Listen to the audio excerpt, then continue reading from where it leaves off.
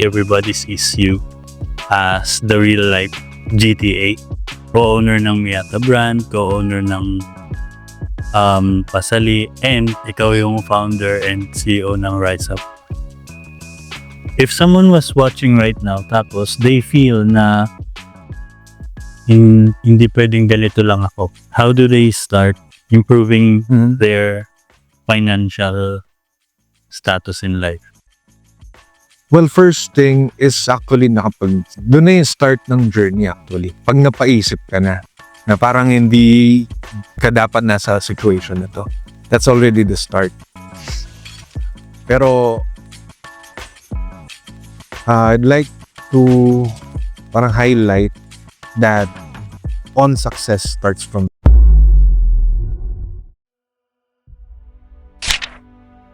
What's the story behind Rise Up? it goes back to that year where in the middle of the school year, I got terminated from my job. So I haven't shared this sa majority of people. Kumbaga, na-share ko lang sa mga taong nagtatanong sa akin on why I stopped teaching. Because it has been my career for running for 5 years and I do not have any intentions to leave teaching actually.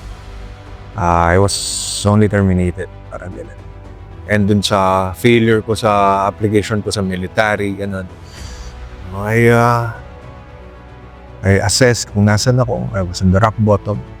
And I have nowhere to go but to rise up.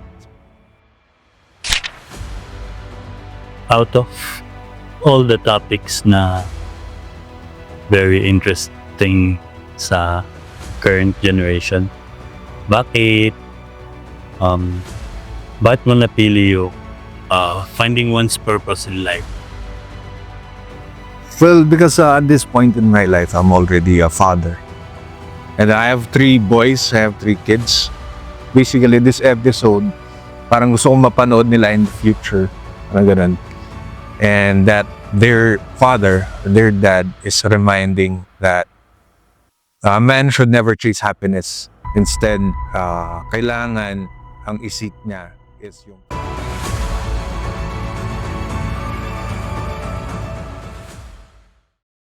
Edward.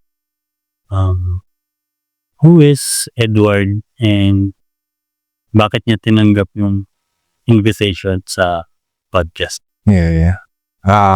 Well, basically me, parang ano lang naman ako eh. Nothing special. It's just that I just do things cool. Parang gano'n. Well, if you're asking about who am I, I'm just, an ordinary healthcare worker. Meaning, I make sure that everyone that surrounds me have, healthy mind, healthy body, and healthy bank accounts, something like that. Yun lang. How about your second question? Bakit ko tinanggap tong your invitation? It was, well, you've mentioned na parang gusto mo din maka-acquire na somehow knowledge. And hopefully I can give it, no? Pero, that's on your part. But on my part, it's like, parang nagsisig lang ako ng data dito sa platform mo.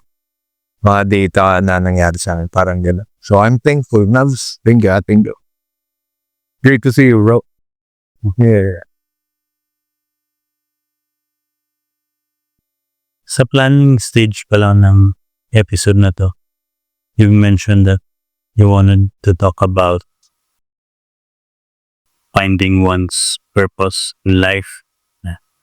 Correct. Out of all the topics na very interesting sa current generation, bakit mo napili yung finding one's purpose in life? Right. Well, because at this point in my life, I'm already a father. I'm turning 36 in a few days. I mean, in a few weeks. And I have 3 boys, I have 3 kids. And ayoko na silang matulad dun sa dun sa majority ng mga tao ngayon, which seeks or chases happiness. Ayoko lang silang maano. So, basically, this episode, parang gusto kong mapanood nila in the future. Parang ganun. And that their father, their dad, is reminding that a man should never chase happiness. Instead, kailangan ang isip niya is yung purpose niya. So, basically, parang ganun. Happiness, medyo on sa amin. For us, well, by the way, this is just my perspective. Sa ibang tao, if they chase happiness, okay lang. Pero this is for me, sa ano ko to, sa perspective. And I want my children and hopefully some other folks would view life the way how I view it. I'm sure hindi lang naman ako yung ganito mag-view. We should not be chasing happiness or kung ano yung magpapasaya sa kanila. So, yung fulfillment, yun yung gusto kong yun yung gusto kong ma-share sa episode na to. So, ano yung purpose mo ba talaga in this world? Ano, gusto mo lang ba magsaya? Like for example, Monday to Friday, you're gonna go to your work, and then Saturday or even Friday night, sasaya na yung mga yan. They're looking forward to Friday. Yung majority of people, they're looking forward na mag-break time sila sa work nila. Ganun. And Friday night, mag-inuman yung ganun ba? And then come Saturday, pwedeng ganun din. No, basta they're looking forward na magsaya sila. And I don't want that sa part namin. Or at least sa part ko. Ganun. So, yeah, I want to somehow make parang spark sa minds na hopefully sa mga peers ko. However, pag may edad ka, medyo ano na yan. Parang naka-instill na sa kanila yan, yung mindset na gano'n. And it's very hard to unlearn actually. Even me, at first, medyo nahihirapan din ako na bakit ganito dapat, bakit hindi dapat yung yung parang dapat magsaya ka sa buhay mo.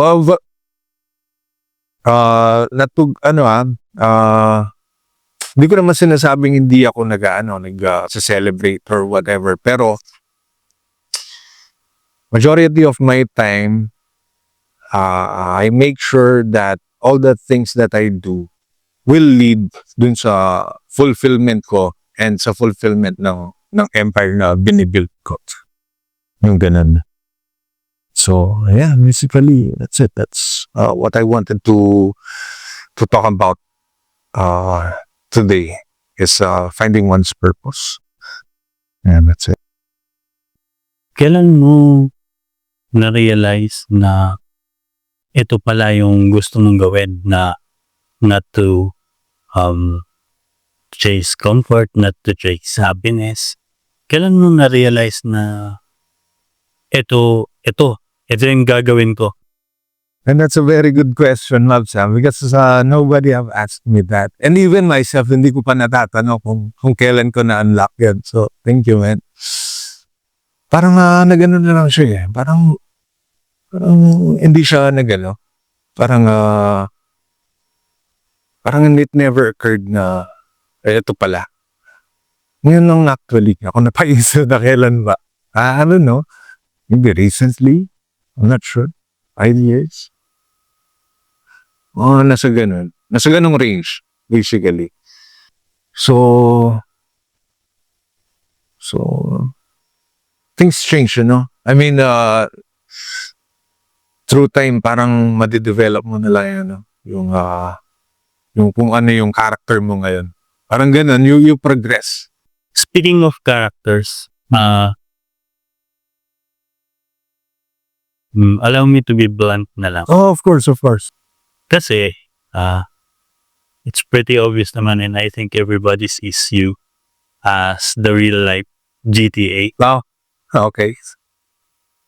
What's not funny about this is you're actually doing it in real life. That's true. From all the things you could draw inspiration from, bakit sa same na GTA and it works for you? Yeah, that's right. Buti GTA yung pinag-draw mo. Man,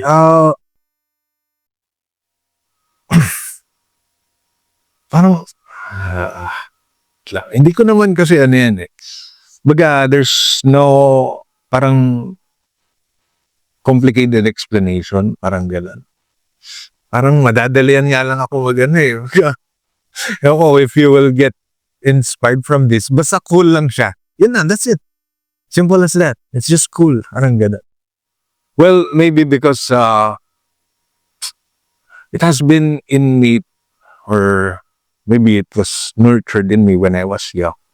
Yung sa culture sa America, yung ganun parang chill lang sila. Well, as you can see naman sa package ko ngayon, I'm hip-hop, parang ganun. So, nakikita ko lang kasi talaga siya as cool siya na game. Ganun. You can, parang, dito, you can do freely whatever you want dun sa game na yun.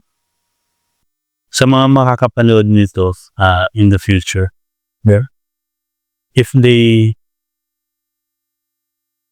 feel lost or hindi nila alam kung ano yung purpose nila, are there ways para kahit pa paano ma-determine nila kung ano yung possible purpose nila?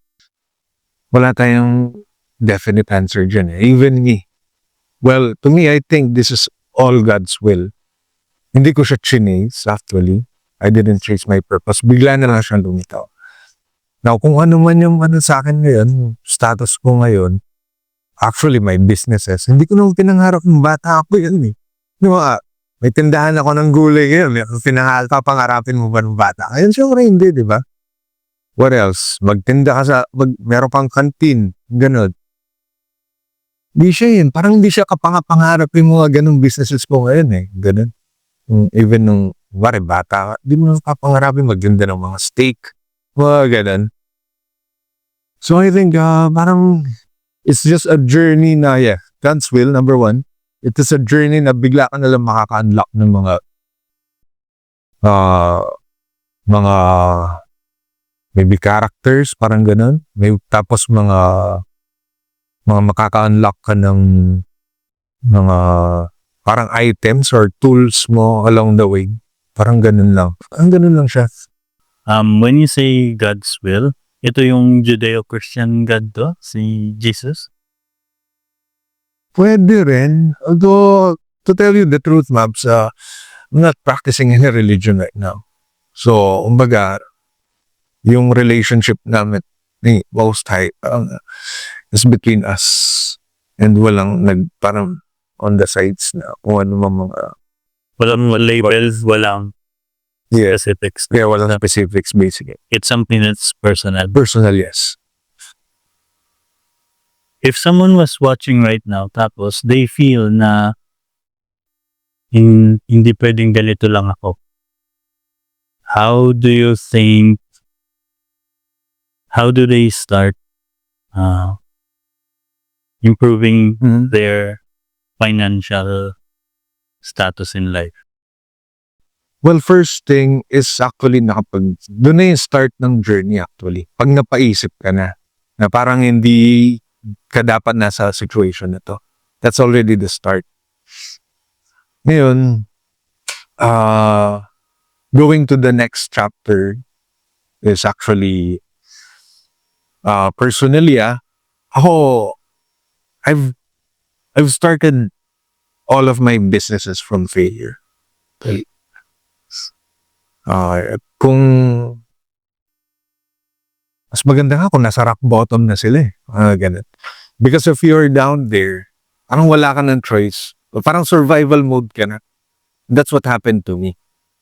Maybe wala tayong specific na ways kasi or steps on how to climb up the ranks. Parang ganun. Well, if you don't mind, i-share ko na lang yung journey ko para makita nila or makita ninyo or marinig mo, Labs. on how everything started. Parang ganun. Uh, let me recall the events dun sa mga parang chapters ng life.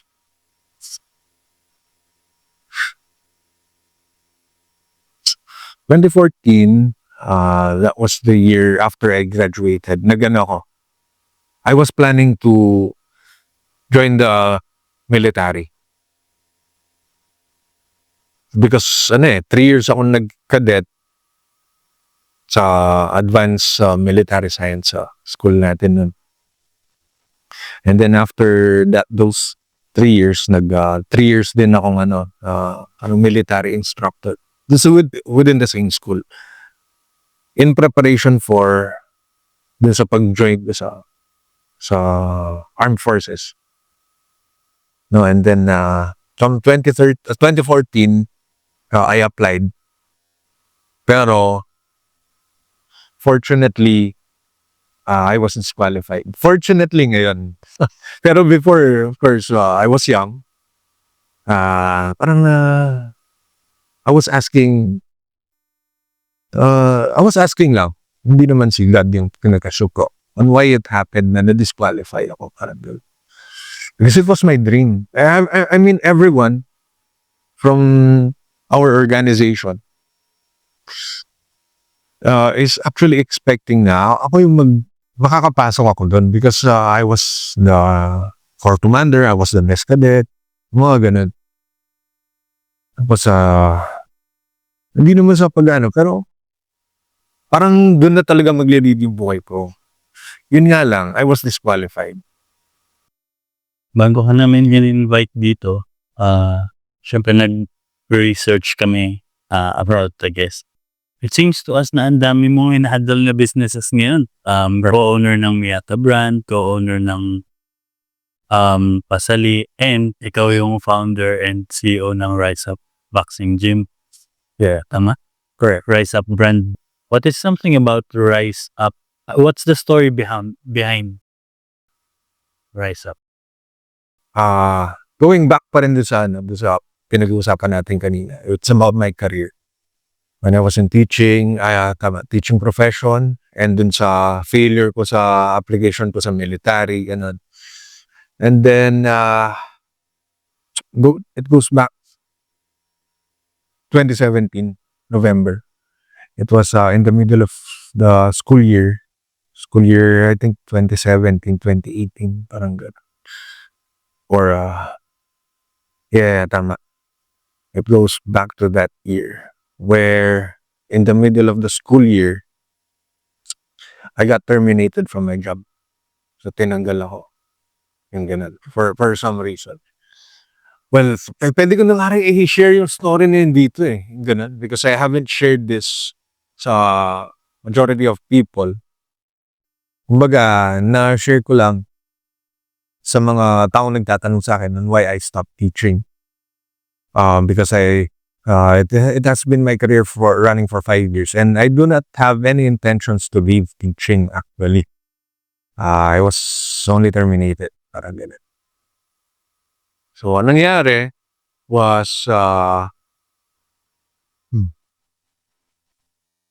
it was, I think November 6, 2017. Binigay sa akin nirelay sa akin yung information. I was actually a full-time teacher back then sa isang college. And I was requesting coming the second semester of that year. I was requesting to be part-time teacher na lang sana. Because back then, into kasi ako marami akong gustong gawin. Aside sa teaching, meron akong fashion ba about sa fitness. I'm not sure if you've seen my social media back then. Na-active ako sa pag-gym, di ba? After working sa school, parang mga 2 hours pa nun before ako umuwi, mag-gym pa ako net. Because I was competing back then. No, so basically marami akong gustong gawin. And aside dun sa pagko-compete na yun, gusto ko rin mag-start ng business. Parang ganun. Yung business was, ganito rin actually, yung mga clothing. Ganun yung gusto ko noon, 2017, I was about to start my own brand. Yun nga lang, syempre, paano ko mag-start up ng business kung wala kang funds, di ba? So, ayoko sanang iwan yung yung yung work ko as a teacher para somehow dun sa startup ng business, meron pa rin akong pumapasok. Kumbaga, ang iniisip ko na is security, parang ganun. Just like any other person na mag-start ng business, gusto nila, secured sila sa finances nila. Just in case na ma-fuck up yung start nilang business, meron silang fallback. Which is normal. Parang, syempre, ayaw mo namang mag-ano ka lang dyan, mag-all out ka dyan, risk sa bayan. Kaya that time, meron akong 2 years old na meron akong 2 years old na yung panganay ko si Encho. So, wala. Tinanggal ako eh. So, anong gagawin ko? Walang mag-ano lang ako dyan. Maglupa sa'yo. Bakit ka tinanggap? Yeah, because nag-request daw ako nag-request ako mag-part-time. And ito yung sa akin I'm not making this up. I've been keep on telling this story to everyone. So, ang sinabi sa akin ng chairperson namin nun, yung immediate superior ko was, nung nirelay niya yung information na yun, yung, what do you call this? Yung request ko, nirelay niya sa mga admin or kung sino mang head ng nasa school. Nasabi daw sa kanya was, sino ba siya or sino ba ako para mag-request ng ganun na mag-part-time lang from teaching full-time tapos magde-decide ako na part-time na lang sa second sem. So, in other words, sabi niya, make it simple, na-offend daw sila sa request ko na yun. Na parang napaka-petty, di ba? I mean, I'm not asking for any sympathy or empathy. I'm just telling you what has been told to me ng immediate superior ko na yun. Na kung if I'm making this up, how come yung kwento ko is consistent and clear siya yung pagkakwento ko sa mga tao. It has been, na ngayon? 2025? So, it has been how many years? 8 years? Pero still, yung story niya is the same story na sinabi ko sa mga tao noon. So, if I'm making this up, I'm not sure kung ano yung iba pang reason ninyo. Pero that was the information na na-release sa akin. Kung bakit ako hindi na binigyan ng teaching loads back then. Pero of course, after mong mawala doon, kung ano-ano na mga stories nag-pop up. And hindi na para pag-aksayan ko pa ng panahon yun. Baga wala na nga ako dun di ba? So bakit ko pa pakikialaman yun? Yung issue na yun. So wala na. So I was already, after I got terminated, I was already thinking of the next steps. Kung ano yung gagawin sa buhay. Ayun ko sa gano'n ba? Kasi wala So, may regular kang sweldo, tapos bigla, in the middle of the school year, bigla wala ka ng trabaho. Parang gano'n. Tingin mo, ma'am, meron ba ha-hire sa'yo in the middle of the school year? Wala na. Kasi ongoing na yung school year, hindi na mag-hire ng teacher yan. I mean, sa ibang school, wala na mag-hire sa'yo. So, yun. So, basically, wala na akong trabaho. Pero good thing na, syempre, madiskarte naman tayo. As I mentioned earlier, nag-gym ako noon. And I was into the fitness industry. So, trinay ko yung personal trainer. Pero magkano lang yun? Like I had 2 clients. Kailangan kitang stop. Oh, for sure. Kitam na. Kanina, tinanong kita, paano mo ni-start mahanap yung purpose mo? Right. The first part. Yun. Di ba sabi mo kanina, di ba alam? Yeah. Could yun, Could be. safe to say na, yun na yung parang first, yun yung rock bottom mo. Correct. Yun. Yeah. Natuwa lang ako na nakita ko na, na-identify ko na kung saan nag-start yung journey mo. Yeah. Yun. Tapos, going back, the teacher, tapos, teacher, tapos, Gym instructor offer. That's true. anong next kay Edward nun? Well, nung nag-gym na ako, no? Nag-gym instructor na ako. Concurrently, I was parang nagpa-plan na ako mag-start na nung clothing business na sinasabi ko. Tapos, parang out of nowhere, mapadaan ako sa may pinupuntahan ako somewhere. Bigla na lang akong may nakita parang andito, not printing shop, but yung supplier ng mga printing materials, parang ganun. So, luckily, meron palang ganun dito sa city natin. Mga supplier ng mga machines na pang-printing, ganun. So, nag-inquire lang ako on how much na. I attended their seminar, free seminar, ganun. So, instead na mag-put up ako ng clothing brand, bigla, yung naging first business ko was a printing business. Baga, hindi siya yung brand talaga na, ng clothes. Ano siya? Baga, pag may nag-request sa'yo magpagawa or magpa-print ito, ako yung nagpa-print. Ang ganun. Yun yung start. However, along the way, after a few months or weeks, syempre excited ka pang mag-name ng business dyan, di ba? So, nag-ano lang ako, nag-introspect. Some time of the day, kung ano ba talaga yung yung ipapangalan ko sa business. I forgot about the other names na na-come up ko, pero yun nga, nag-ano lang ako. Chinek ko kung ano yung situation ko. Kung nasan ako ngayon. I was in the rock bottom. Wala akong matinong stream of income. Yung sa gym, hindi naman ganong kalakihan. Because, magkano lang naman yun eh. I'm not a certified gym instructor. So, magkano lang yung sinigit ko na? Nasa 3K lang yata. Parang ganun per month dun sa isa. I mean, sa isang tao. So, that's 6K. So, sa isang buwan. Paano ko mabubuhay yung pamilya ko doon, di ba? So, yun nga, nag-start na ng business. I assessed kung nasan ako. I was in the rock bottom. And I have nowhere to go but to rise up. So, doon ko na yung name, Rise Up.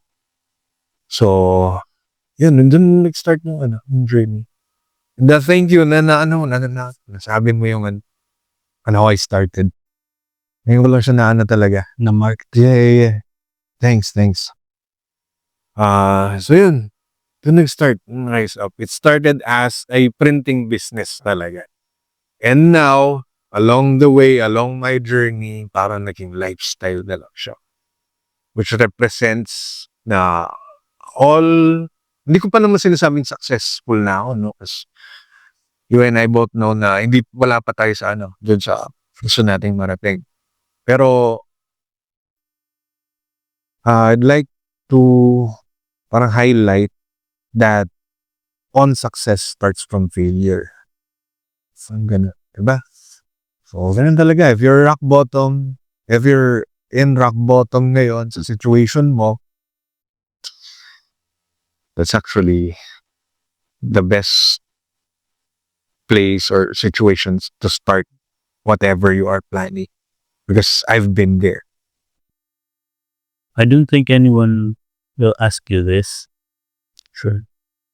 Let's be straight na. You look intimidating. For some reason, you emit an aura that's you are quite ahead of most people. Mm-hmm. But I think someone should ask you this. Of course. You look like a person who's really been through a lot. Oh my God. You really look like a person who's really been through a lot. Yeah. If someone's watching right now and they're going through a lot in their life, where do they start to change? Where do they start to rise up? Based from your experience. Okay, first, magsasalita lang ako as a man. I cannot speak for the ladies and the children. Ah, so, dito kasi sa ano natin, as men, you have greater responsibilities. So, ang like what I've mentioned earlier, we should not chase for happiness and all as men. Kailangan mag-focus tayo dun sa mga bagay na nagfo-fulfill sa atin bilang mga lalaki. Now, bilang lalaki, our lives should not be spent seeking for leisure. Ang dapat nga nating iniisip araw-araw is what are the problems that we need to solve. So, ganun dapat. Kung nasa rock bottom ka ngayon, huwag mong i-choose yung kailan matatapos tong paghirap mo. Hindi matatapos yan. Lalaki ka eh. So, ang ano yun mo, ang isipin mo, anong problema, anong solusyon. It's like that. Hindi siya about escaping this and that. Kaya na siya GTA, sabi mo nga kanina eh. It's a succession of, it's a sequence of missions, different missions. Anyway, mga missions, it's problem solving. So, ganun siya. So, huwag kang magmukmok kung nasa baba ka man, kung sino ka man, huwag kang magmukmok dyan. And do not chase for happiness. Huwag kang lalambot-lambot. Basically, I'm talking to the youth right now or kung sino man yung mga sad boy and shit mo. I can't do this. Parang ganun. Man, hindi. This life is meant to be lived na nagsosolve ka ng problems. Bilang lalaki ha. May mga ladies out there and children, go out and be happy. Doon tayo sumasaya. Doon na yung part na sumasaya tayo mga lalaki. Hindi na. So, yeah. Ito sigurong mentality mo na to yung reason kung bakit napaka magnetic mo sa mga followers online and yung mga people na nagsusupport sa'yo. We can go through a lot of the comments na mga nakita namin sa social media, pero we found two very distinct comments. Sabing ganyan, Jonathan Arocha, hindi ko alam kung kilala mo, basta nakita lang namin. Okay. Nakaka-inspire yung grind mo, sarap sabayan ng diskatse. Wow. I think ito yung time na nagpo-produce ka ng face masks. Parang ganun. Okay. Oo. Tapos, Okay. itong isa, very short lang siya and very brief. Pero, sabi ni JB Narciso, Okay. see you at the top, brother. Taft Avenue? See you on the Taft? Or top? Anyway. Yeah. It seems that there are a lot of eyes on you, what you'll be doing next. With this kind of impact, hindi ko na i-sugarcoat, with this kind of power to influence others, what do people like you need to watch out for? Ano yung mga dapat tandaan if nagwi-wield ka ng ganyang influence and power? Well, dito sa impact, I don't think na meron akong ganun kalaking yung when it comes to the quantity. Pero still, if there are people who are watching, on my part kasi, I'm not filtered, parang ganun. I'm just being myself actually. I mean, honestly. I want, especially, itong mga ginagawa ko to, like I've said kanina, parang sinesave ko dito sa platform yung data na nasa akin. I don't go filtered because I'm pretty sure that one way or another, my kids will will watch my videos. Parang ganun. And kahit naman sa bahay, nakikita nila yun eh. Yung ganun. So what they see sa social media, they also see sa ano. What is something that's what is something that you're going through right now, Mhm. but you can't tell your kids because they won't understand? Struggles, hindi ko kasi sila nakikita. Struggles parang ang basic lang ang tingin ko. Parang normal lang. Yung kung may problem man na dumating, hindi siya ganun kabigat na tawag dito, na bagay. On my perspective lang parang minimize mo kabit. Although, meron pa rin mga ano na siguro sa ibang tao, they will see it as parang laking problema, parang gano'n. Pero sa akin, view ko lang siya. Parang, baga, ina-adjust mo lang yung settings mo to see it na hindi naman siya ganun ka-big deal. Pero, more on ano siya, more on anticipating on what might happen dun sa binibuild kong empire. Like for example, what if mag-occur ulit yung sakit ng anak ko? Actually, that is my my main parang gustong burahin na sa ledger o yung sakit niya actually. However, medyo ano kasi siya hindi siya makiklear.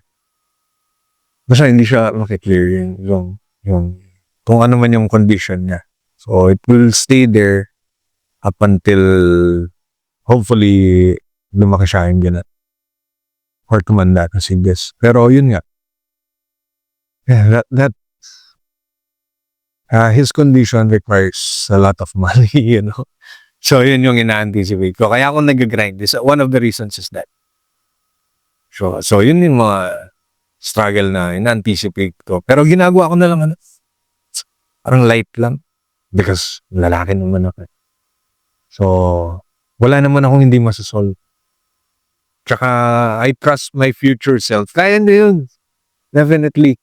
Masasolve na yun kung ano man problem. So, ano man, man. Isig lang yan. Ganun lang isipin nyo. Your future self can solve whatever problems you might encounter in the future. Mas gagaan yung pakiramdam. Ang ganun. Always, look for the solutions, not the problem.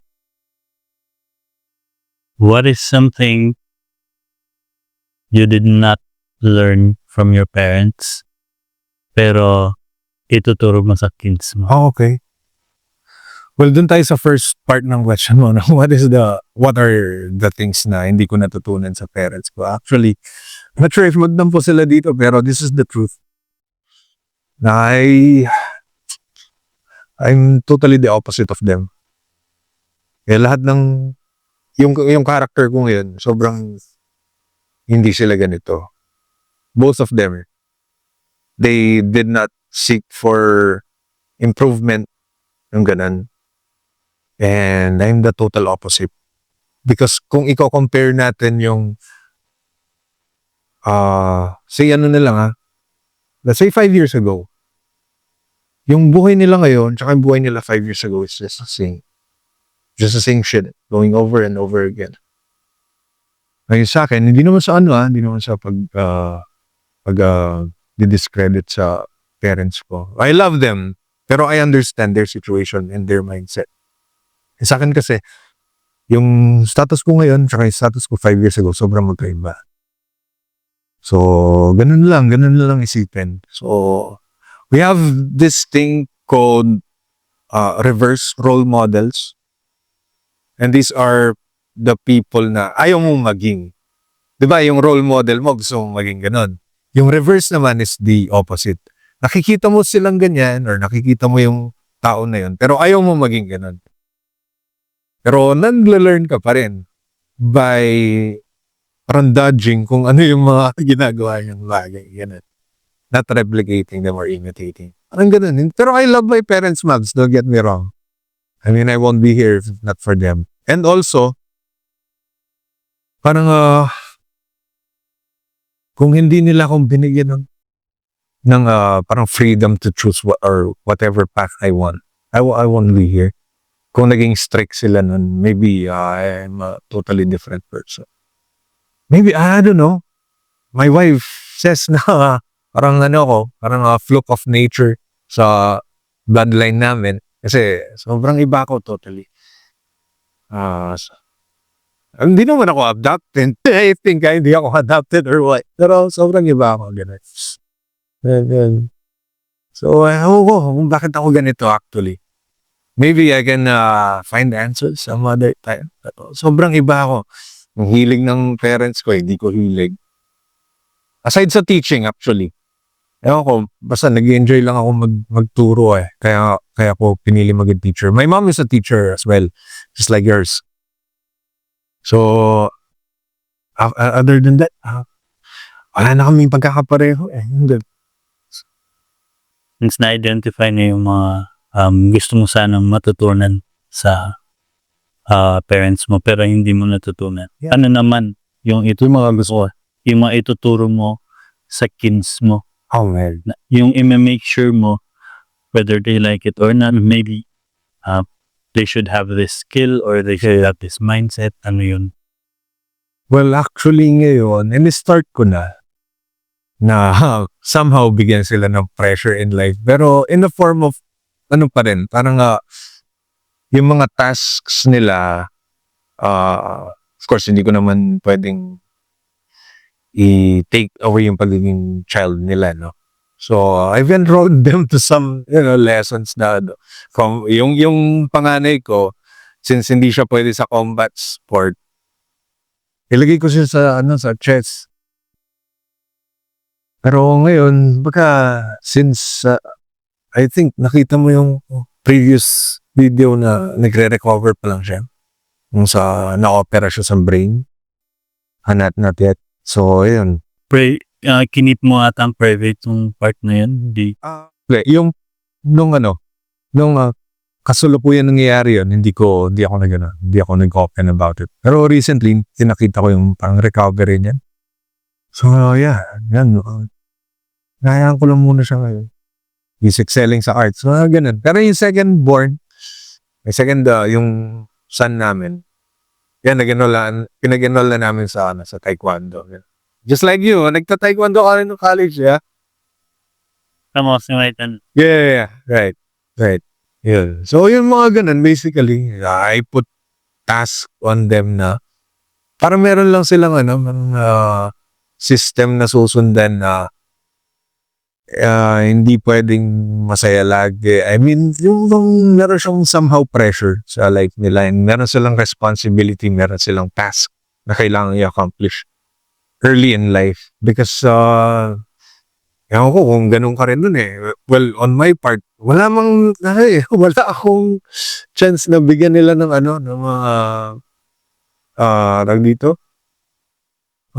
parang pressure. Kasi sakitin ako ng bata ko to tell you the truth. Not until I've joined the soccer team ng school. So doon pa lang ako na-expose. Pero that's later on in my childhood. Get it.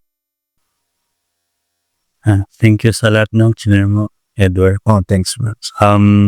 Malapit na matapos yung podcast na to. Yeah. And tinatanong ko to sa lahat ng guests. YouTube may not like me for this. I don't really care. Everyone dies. Correct. Years from now, how would people remember you? Well, ang gusto ko lang naman kasi is to bring spark sa mind ng mga anak ko basically. Pero since meron tayong platform like this, show everyone on what men are supposed to be.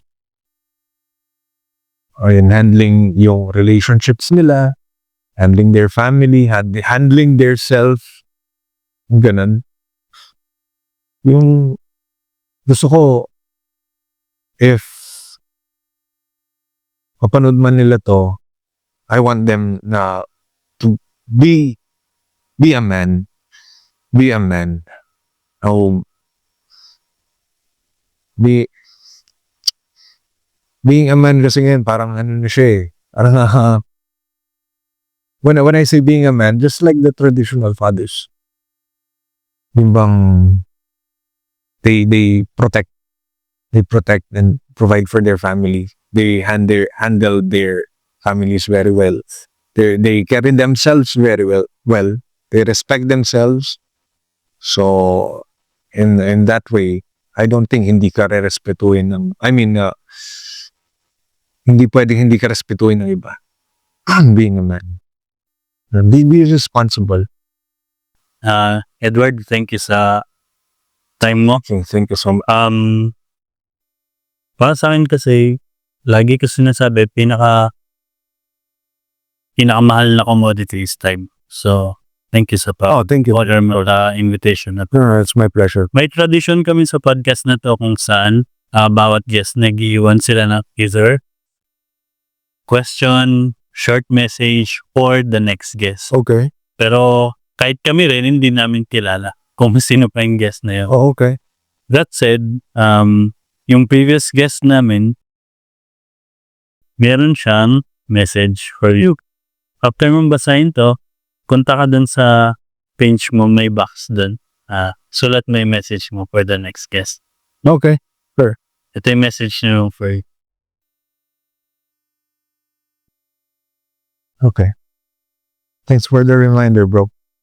Thanks for the reminder.